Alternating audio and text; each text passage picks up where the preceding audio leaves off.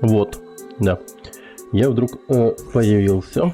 Всем привет, кто подошел, кто смотрит. И, в общем, да, у нас сегодня 4-й Resident Evil. Да, ну, погнали. Хардкор. Для игроков, знакомых с Resident Evil 4 2005 года, противники сильнее, испытания сложнее. Некоторые предметы стоят дороже. Вот. Для тех, кто не играл в Resident Evil 4, ну, в общем, для зумерков. Потерпев поражение, вы сможете изменить режим игры на упрощенный. Ну, короче, вот то, что вот тут и вот здесь, это чисто, ну, такое. Для тех, кто еще не знаком с играми в жанре экшен, ясно, это, короче...